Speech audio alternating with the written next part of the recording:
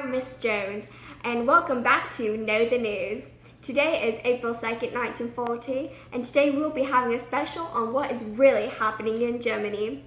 As many of you know, the man who has been running Germany is no other than Adolf Hitler. We have a surprise guest who have all known what it is really like to be in this situation of the Jewish people. So make sure you don't go anywhere and stay tuned. We have no other than our reporter, Mr. Shaw. He is a great reporter and has a lot to say about what has been happening from the very beginning. So make sure you listen up very closely because you won't want to miss this. Take it away. Hello, I am Mr. Shaw. I am a reporter from Know the News. And today I will be telling you from the beginning of what is happening with the Holocaust in Germany. At first, families had to get a stamp on their work card, then had to register that them and their family were Jewish. Next, they had to either sew on a yellow star to their clothing or wear a piece of fabric over their clothes that had a yellow star on it. This is a picture of what Jewish people had to wear.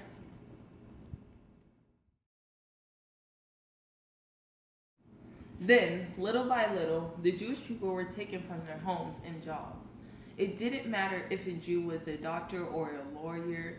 Since they were a Jew, their job would get terminated. And the working Jewish people either didn't have a job, they worked in a factory, or they worked in German militaries. This is a picture of where Jewish people worked in some factories. When they lost their job was also the moment when they were evicted from their homes and were sent to live in ghettos to separate them from the rest of the German population.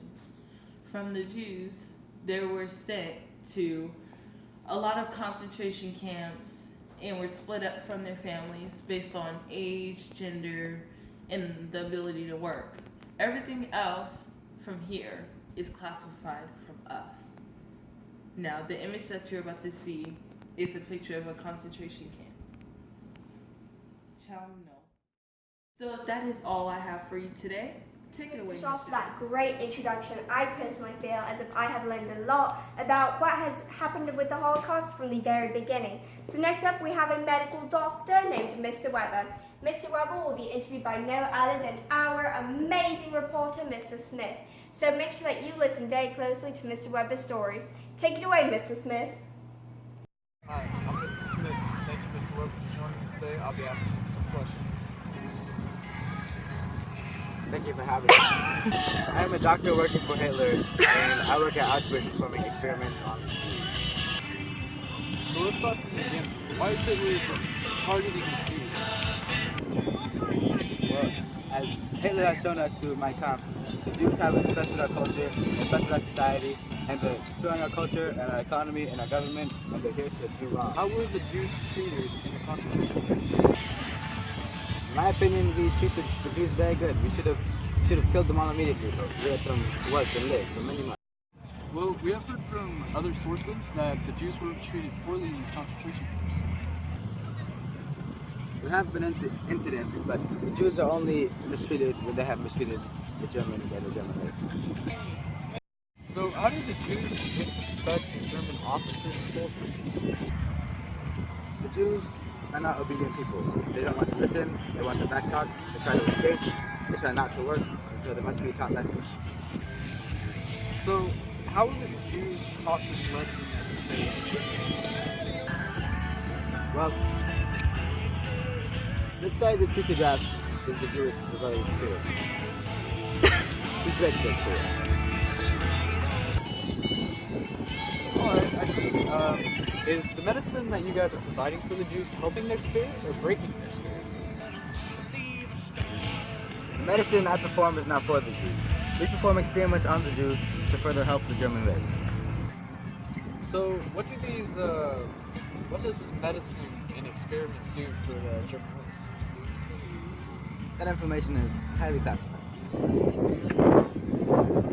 Alright, thank you, Mr. Weber, for coming out and letting us ask you these questions. We have no further questions, and you have yourself a nice night. You're welcome.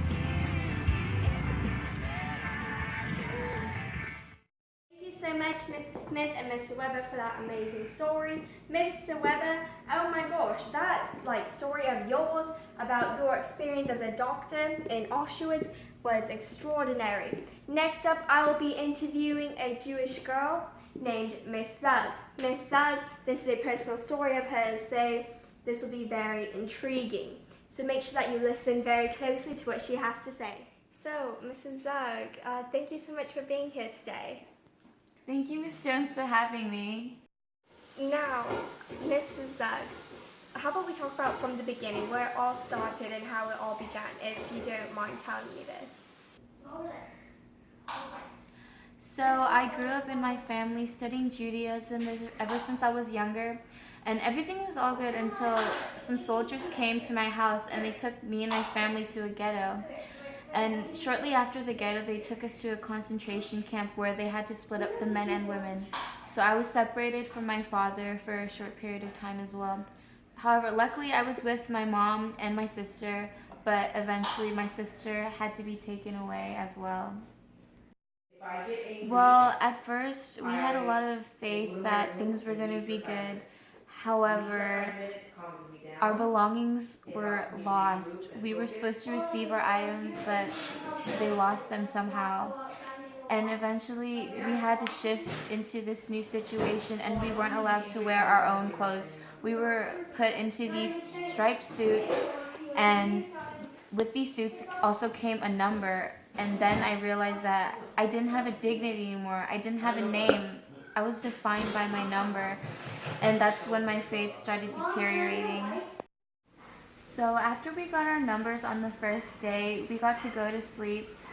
And then we had to wake up the next day at 5 a.m. And once we made our beds and everything, we went to the mess hall to eat. However, the food there isn't anything like what I'm eating right now. Here today, I would eat some eggs and sausages, but back at the camps, I would only have a black cup of coffee, and if I was lucky, I would get a slice of bread. So every day we got into roll call, and we would get into roll call based on numbers, and there they would decide which job we would go to. And they had jobs in the camps and outside of the camps, but for me, they assigned a job outside of the camps at a factory. And sadly, this factory was about a 30 minutes walk away from the camp. So I would begin work around 6 a.m. to 12 p.m. and some days we'd be lucky enough for a soldier to throw a piece of bread at us. But the thing is, once you caught the bread, that was yours, and nobody liked sharing. It got really dangerous at points. People were fighting, and they left really brutal marks on me, and it was very scarring for me. So after that lunch break, we would continue working for about 6 to 7 more hours, and we would go back to the concentration camps around 7 p.m., where we would take roll call again, and then we would go have dinner, and then go back to sleep. I see. So is this what it was like on a daily basis, on an average daily basis? I mean, is this what you did every day that you were in that camp? Yes, this was my life for about a year, and the sad thing is, it's not just me who faced this. This happens to every single person in the concentration camps. And what's even worse is that people are facing this situation right now as we speak. I see. So did you even get a chance to revolt? Because I'm sure that, as the thing is that this happens every day and that there's no change. I mean, was there revolts? Did people want to revolt? Were soldiers even hurting the Jewish people at all? Yes, there was actually a lot of revolts and violence in the concentration camps. There would probably be about one revolt every 3 months, but it's hard to keep track of time when you're in a concentration camp and you have no access to clocks or any kind of technology. Once again, I am Miss Jones, and I'm so happy that I had the pleasure to interview Miss Zug here today. Thank you so much, Miss Zug, for coming. It was a pleasure to have you. It was a pleasure to be here. Thank you for having me. So that story of Miss Zug's was amazing. Oh my gosh. I cannot believe this. I mean, her story just had me just out in tears. Next up, we will be having our own amazing reporter named Miss Johnson, who will be recording a German SS soldier whose name is Mr. Zug. So, let's see what Mr. Zug has to say about what he thinks about the Holocaust. Take it away, Miss. Hello, I'm Miss Johnson. I'm here with Mr. Zug, a German soldier. Guten Tag, Miss Johnson. I am First Officer Zug of the SS on returning from Amsterdam. What is it like to be an SS soldier? It's very good, Miss Johnson. All I have to do is hold gun in Auschwitz, yell at Jews, and when they don't do what I say, I shoot them and have other Jews drag body away. Let's talk about our surroundings. What are these buildings around us? Ms. Johnson, to answer your question, these buildings here are the homesteads of the Jews, and the one over there, and a few over there, they aren't following orders, so we're going to burn them tonight. So is this all your luggage? Did you bring this with you? No, you see, all this contraband here is from the Jews trying to bring it in. You see, such contraband includes lingerie from the brothels of the horrendous Jews, and bring it to my homestead to dispose of it. Why are you disposing of this material when you use it? You see, all I have to do is look at object, and if it's a Jew made with a star, I burn it. If it's a German or no star, I keep it for myself. Why do you only burn it if it has a star? You see, Miss Johnson, the star symbolizes the devil and the reason we lost the war. And so, from our Lord Hitler, we must burn it. The no Jew. Do you feel any remorse for the slaughtering of the Jews? You see, I feel no remorse for most men in the deaths. However, you see, for our Lord Hitler, we must work to make new soldiers, and so the women could be used as cattle for such. But the Jewish blood is bad. We're trying to work on getting it out without killing. Does your family also support Hitler? And if so, how do they feel about your actions? You see, Ms. Johnson, this is a very personal topic. As just recently I heard that my 16-year-old daughter is pregnant with boy, and so I am very proud to be serving our Lord Hitler. But other than that, yes, my family is fully supportive, and they're glad to see that I am working and purifying our country. As a conclusion question, where do you think this war will be in 1945, 5 years from now? You see, Miss Johnson, that's a very easy answer. We will take out rest of Europe, hold it, and we will get out of war.